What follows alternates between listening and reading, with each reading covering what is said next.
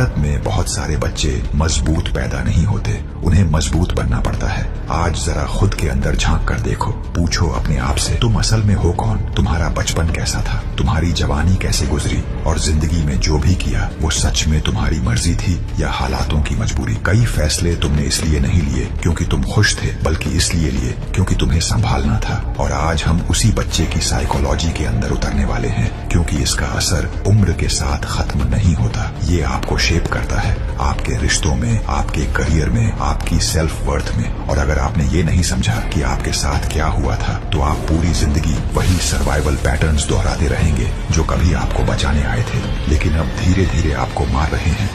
अब अपने दिमाग में इमेजिन करो, आप 7 साल के हैं, अपने माता पिता की आंखों में देख रहे हैं जो अंदर से पूरी तरह टूट चुके हैं। शायद नशा है, शायद गुस्सा, शायद बस वो खालीपन, जब कोई इतना टूट चुका हो कि सामने मौजूद ही न हो पाए। और बिना किसी शब्द के आपके छोटे से दिमाग में कुछ बहुत पुराना सा क्लिक करता है, अगर मैंने सब कुछ संभाला नहीं तो कोई नहीं संभालेगा। यहीं से एक बच्चा गायब होना शुरू होता है, शरीर से नहीं, मन से। वो ज्यादा मुस्कुराने लगता है, कम रोता है, बोलने से पहले कमरे का माहौल पढ़ना सीख जाता है, घर का इमोशनल थर्मोस्टेट बन जाता है। वो बच्चा बहुत जल्दी बड़ा हो जाता है, दुनिया उसकी तारीफ करती है, तुम कितने मैच्योर हो, तुम कितने रिस्पॉन्सिबल हो, तुम कितने स्ट्रांग हो। लेकिन कोई ये नहीं पूछता कि इसकी कीमत क्या थी। जो इंसान महसूस तो करता है, लेकिन रोकर, बोलकर, दिखाकर कभी बाहर नहीं ला पाता। असल में दिमाग में क्या होता है, जब किसी बच्चे को इमोशनल सपोर्ट देने वाला बना दिया जाता है, जब पेरेंट को संभालने की जिम्मेदारी बच्चे पर आ जाती है, तो साइकोलॉजी में इसे कहते हैं पेरेंटिफिकेशन। बच्चा केयर गिवर बन जाता है, पीस कीपर बन जाता है, थेरेपिस्ट बन जाता है, प्रोटेक्टर बन जाता है। ये सिर्फ अनहेल्थी नहीं है,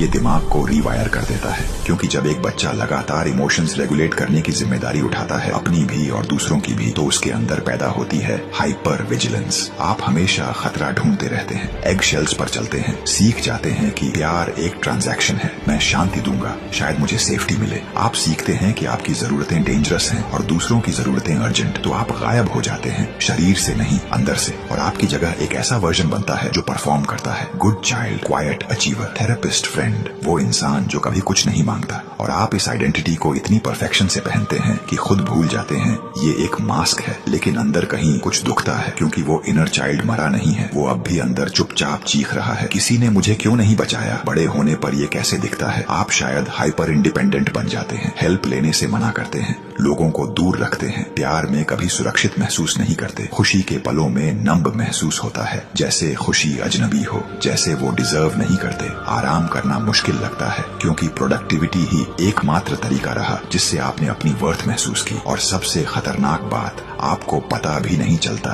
कि आप अभी भी सर्वाइवल मोड में हैं, क्योंकि जब केओस बचपन में नॉर्मल हो जाता है तो नर्वस सिस्टम उसे बेस लाइन मान लेता है। शांति सस्पिशियस लगती है, स्टिलनेस अनकंफर्टेबल लगती है, प्यार एक कर्ज जैसा लगता है जो आपको चुकाना पड़ेगा। ये है उस बच्चे की साइकोलॉजी जो बहुत जल्दी बड़ा हो गया। ये सिर्फ सडनेस नहीं है, ये कॉम्प्लेक्स ट्रॉमा है जो आपकी दुनिया देखने का तरीका बदल देता है, और सबसे ज्यादा खुद को देखने का। बच्चा ऐसा क्यों करता है? कोई बच्चा खुशी खुशी ये रोल नहीं चुनता। बच्चे अटैचमेंट के लिए कुछ भी कर सकते हैं, यहाँ तक कि खुद को छोड़ भी सकते हैं। ये चॉइस कॉन्शियस नहीं होती, ये बायोलॉजिकल होती है। जब सेफ्टी नहीं मिलती तो बच्चा ऑथेंटिसिटी छोड़ देता है बिलोंगिंग के लिए। ये कमजोरी नहीं है, ये इंटेलिजेंस है, ये इंस्टिंक्ट है। लेकिन ट्रेजेडी ये है, जो आपको तब बचा रहा था वो अब आपको कैद कर रहा है। हम में से बहुत लोग हाई फंक्शनिंग एडल्ट्स हैं, लेकिन अंदर डीपली नेग्लेक्टेड इनर चाइल्ड बैठा है। हम ओवर अचीव करते हैं प्यार कमाने के लिए, चुप रहते हैं अबैंडनमेंट से बचने के लिए, सबका ख्याल रखते हैं और अंदर से चाहते हैं काश कोई बस पूछ ले तुम ठीक हो। वो फैंटेसी कि कोई आपकी फेक स्ट्रेंथ देख ले, कि आपको भी कभी बिखरने की परमिशन मिले, कि कोई आपको पकड़ ले। ये जरूरत आपके एडल्ट सेल्फ की नहीं है, ये उस बच्चे की है जो कभी बच्चा बन ही नहीं पाया। हीलिंग कहाँ से शुरू होती है? फिक्सिंग से नहीं, परफॉर्मिंग से नहीं, विटनेसिंग से। जब तक आप ये मान नहीं लेते कि आपके साथ क्या हुआ, आप खुद को गैस लाइट करते रहेंगे। इतना बुरा नहीं था, दूसरों के साथ इससे भी बुरा हुआ, मैं तो ठीक हूँ। लेकिन ठीक भी एक मास्क है। और आप ये जानते हैं वो बच्चे बड़े होकर क्या बनते हैं? ऐसे एडल्ट्स जो शांत कमरे में भी सुरक्षित महसूस नहीं करते, ऐसे लवर्स जो सॉफ्टनेस पर भरोसा नहीं कर पाते, ऐसे गिवर्स जो रिसीव नहीं कर पाते, जो रोने पर माफी मांगते हैं, कॉम्प्लीमेंट से घबरा जाते हैं, एग्जॉस्शन को सक्सेस समझ लेते हैं। क्योंकि अगर आपका बचपन आपको स्ट्रांग होना सिखा गया, सॉफ्ट होने की कीमत पर, क्वाइट रहना सिखा गया, ऑनेस्ट होने की कीमत पर, तो अडल्टहुड में आप क्या इनहेरिट करते हैं? एक ऐसी जिंदगी जहां आप सांस रोक कर जीते हैं, किसी के आने का इंतजार करते हैं जो आपको फाइनली टूटने की परमिशन दे। सच ये है, कोई आने वाला नहीं है उस बच्चे को रेस्क्यू करने जिसे आपने दफना दिया था। आपको ही जाना होगा, आप ही को उसका हाथ पकड़ना होगा,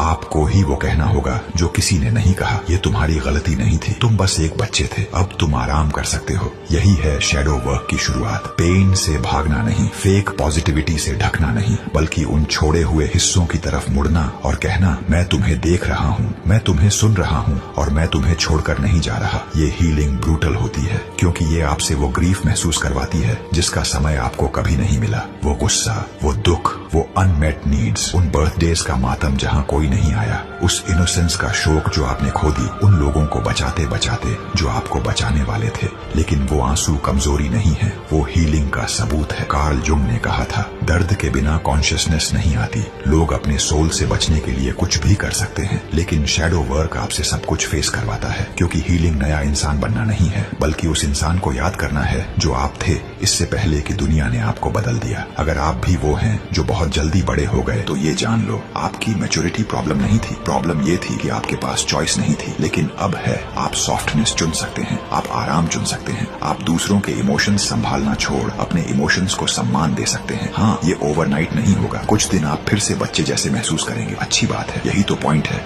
उस बच्चे को घर आने दो, उसे रोने दो, उसे खेलने दो, उसे फाइनली देखा जाने दो। क्योंकि आप टूटे हुए नहीं हैं, आप होल बन रहे हैं। और शायद पहली बार आप सही तरीके से बड़े हो रहे हैं। डर से नहीं, प्रेशर से नहीं, सच से। आपका बचपन नहीं था, लेकिन आपका फ्यूचर अभी भी है। और इस बार कहानी आप लिखेंगे। अब मेरी बात ध्यान से सुनना, क्योंकि पता नहीं हम दोबारा कब मिलेंगे। इसलिए सब्सक्राइब करिए और पावरफुल बनना सीखिए।